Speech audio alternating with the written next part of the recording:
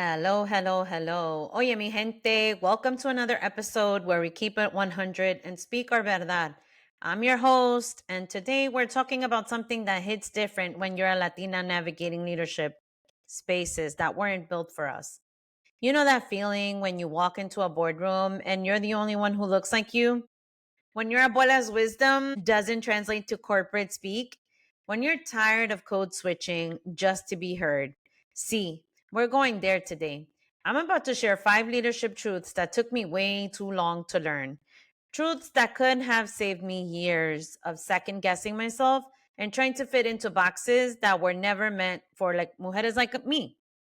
So grab your cafecito, turn up the volume, and let's get into por qué it's time to own our power, hermana.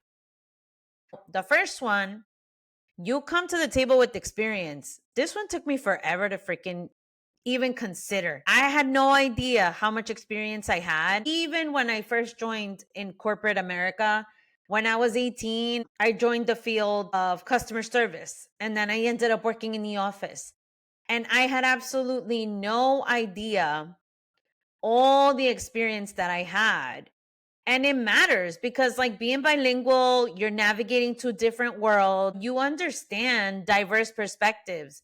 You already come with a strategic advantage that monolingual people, monocultural leaders simply don't have. You already know how to navigate two worlds because that's your life. That's what you grew up with. I grew up specifically with my parents and my grandparents having lived in another country in Mexico and only speaking Spanish. And me, I was growing up in American culture from 6 months old until now, American culture, and growing up in the American school system and going to work in the United States. They've never done any of that stuff. I already knew how to navigate two different worlds, which is why I think sometimes we may be code switching to try to fit in because you have to be one way at school because you're speaking English and you're doing X, Y, and Z in school. They're different cultural norms than you have at home. And then at home, you have different cultural norms there that you need to tend to or be considerate about. That is what helps you understand that, hey, this world is a little bit different here than it is over there. And the other thing is, please stop downplaying your non traditional path, right? That job at your tia's restaurant taught you customer service, crisis management, and team dynamics better than any MBA program could. Just think about it. Like, I personally come from the hood. So in the hood, you had all kinds of characters all the time. So it could have been Cha Cha, the homeless person. It could have been the gang member down the street. And it could have been an opposite gang on the other side of the street or uptown versus downtown.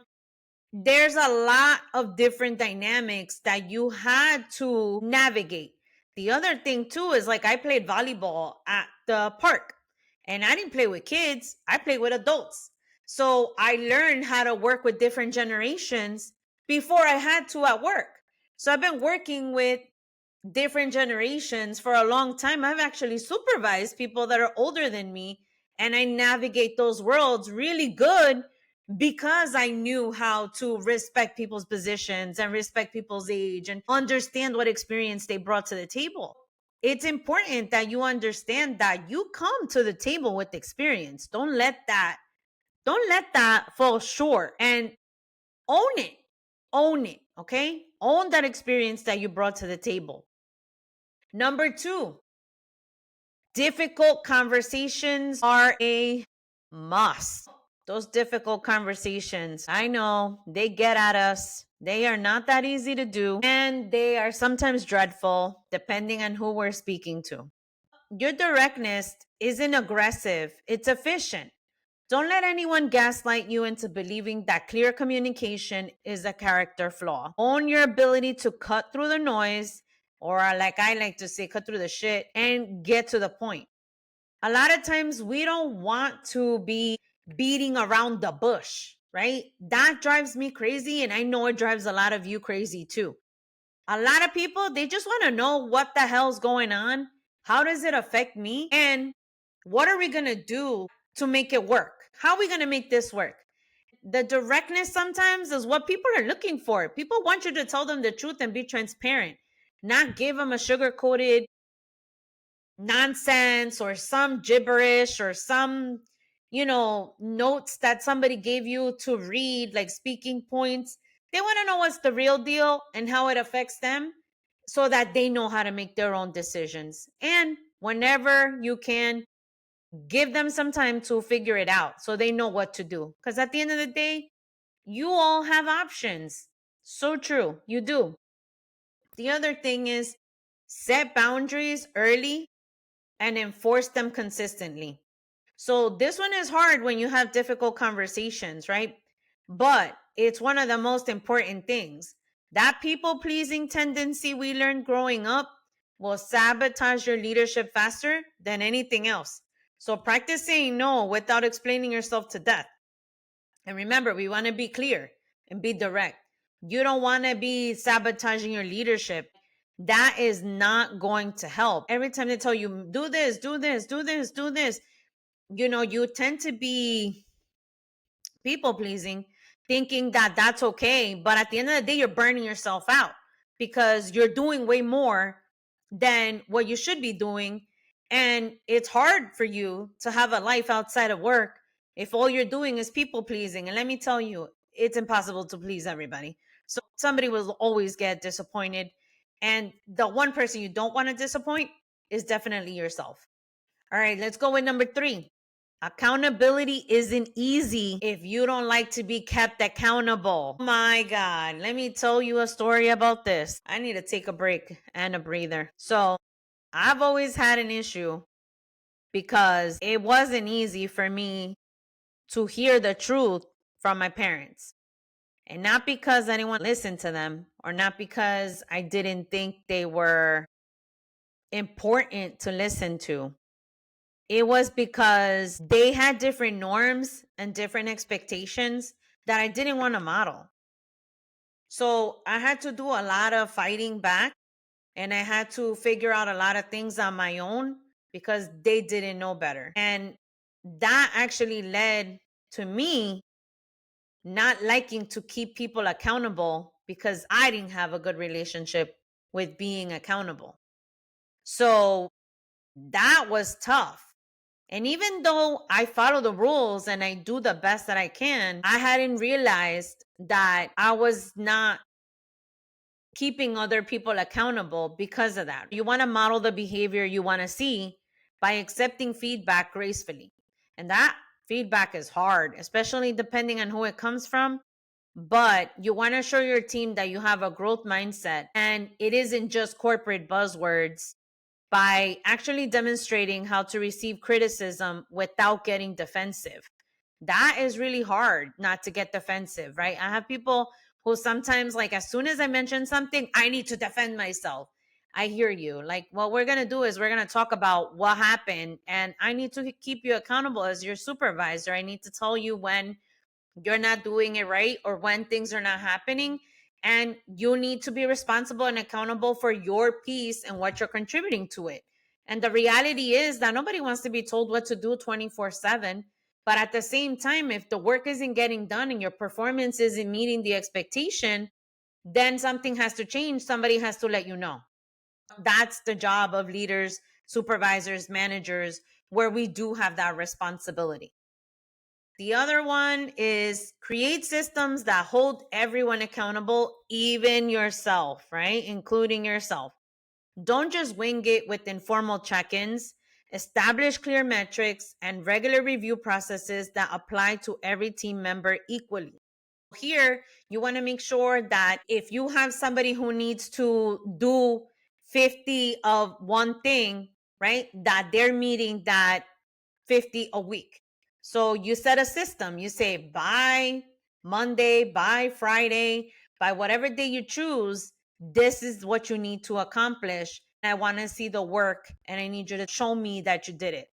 And to me, I used to like not want to do that with people But the reality is that people weren't performing and people weren't keeping their word.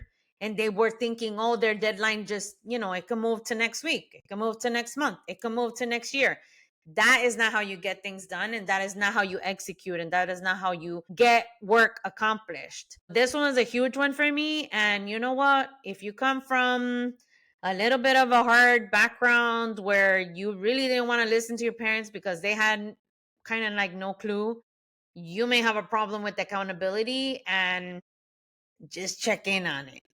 Number 4, there is such a thing as being too nice.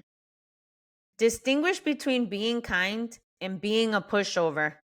You could be warm, supportive, and respectful while still managing authority and making tough decisions that people won't always like. Your need to be liked is limiting your impact. Leadership isn't about a popularity contest. And the sooner you accept that some people might not vibe with your decisions, the sooner you can focus on being effective instead of being everyone's favorite. So let me tell you, there are some hard decisions that I've had to make, and it wasn't a popular choice amongst the group. But the reality is that if it's not going to be a positive outcome, if it's not going to give the results that we're looking for, then it's not worth it, right? My job is to make those hard decisions. That's what I get paid for. I get paid to create results. I get paid for performance. I get paid to motivate my team. I get paid to make sure.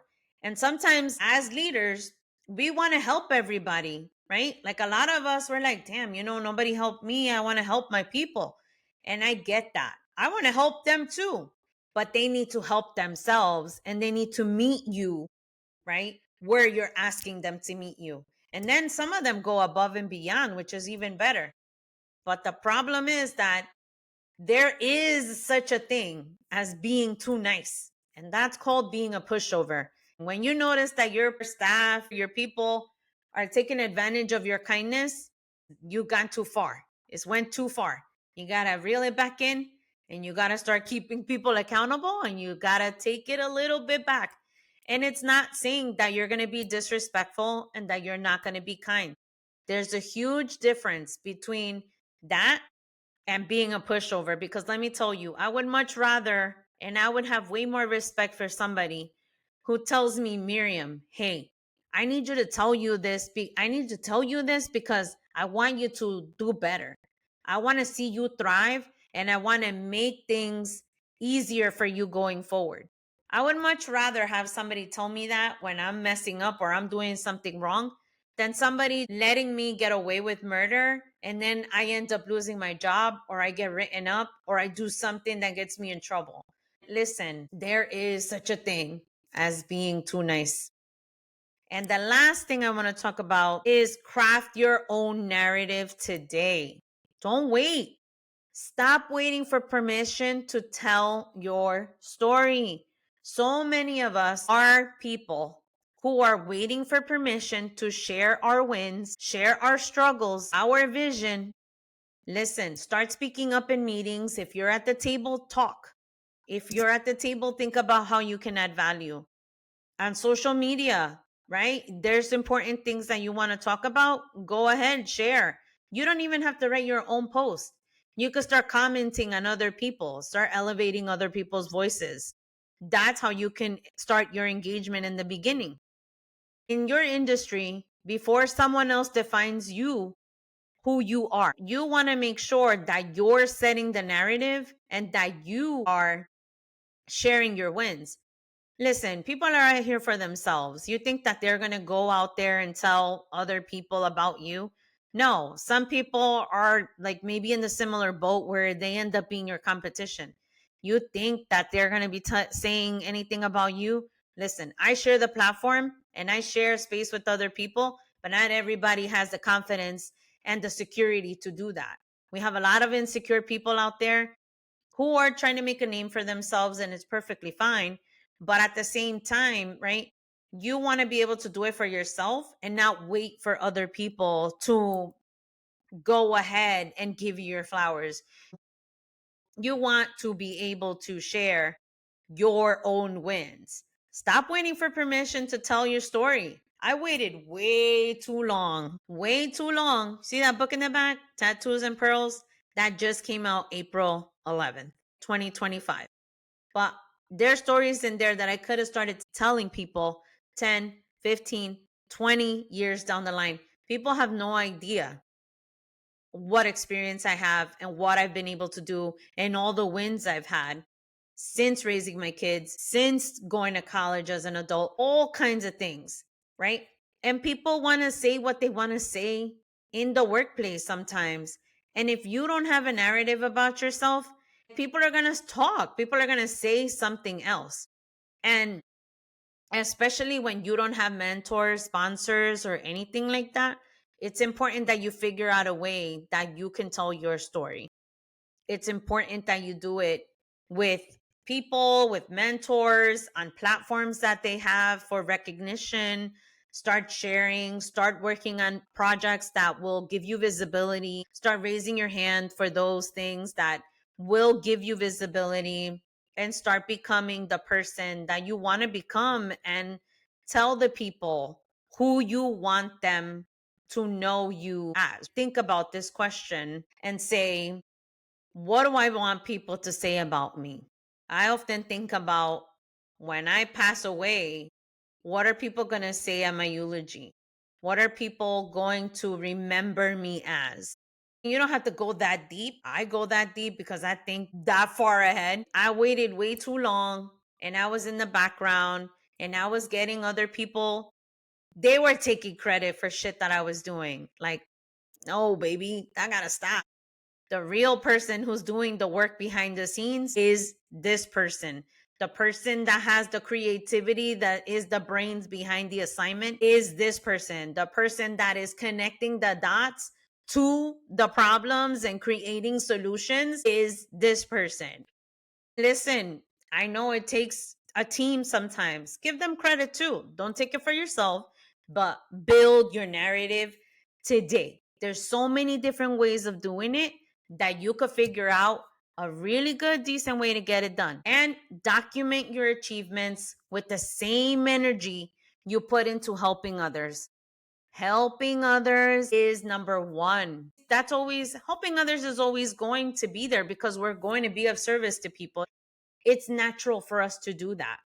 We are taught as women, Latina women especially, to be of service and to be helpful. That's perfectly fine. But the one thing that we're not taught is to keep a tab, a receipt list of all of our accomplishments and successful projects. So you want to do that. And especially when it comes to reviews, especially when it comes to sharing information, maybe there's a time where you can even reclass your job. Maybe there's a time where you can negotiate a salary increase. Maybe there's a time where you can have the conversation and say, I want to get promoted. Like, what is it that I need to do? These are the things that I have done, X, Y, and Z. And actually, I bring my receipts to my interviews too, to show my numbers, to show the receipts, to show the data. It's important to keep this. And I keep the certifications, the certificates that I receive in my office, all the people that I help, I post them up. It's important. It's important to show all the domino effects of your work. And it's important to navigate that in being able to share. You're not being boastful. What you're doing is you're sharing your accomplishments. There's nothing wrong with that.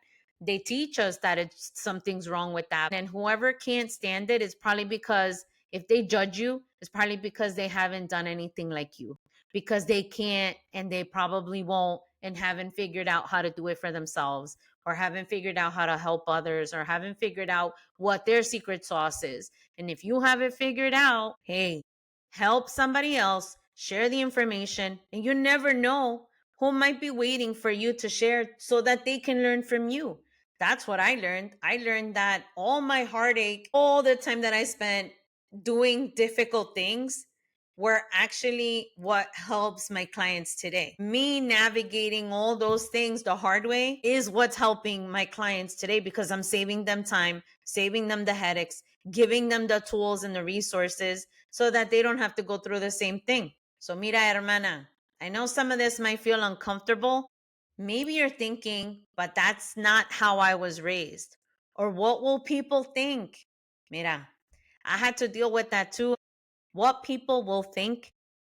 But you know what? I get it. Our madres taught us to be humble, to put others first, to not make waves. The corporate world, the business world, the leadership world, they're not operating by our abuelas' rules. You can honor where you come from while also stepping fully into your power. You can be respectful and assertive. You can be collaborative and decisive. You could be Latina and a leader, not despite being Latina, but because of everything that identity has taught you. So here's your homework. Pick one of these five truths and commit to implementing it this week. Just one, start there.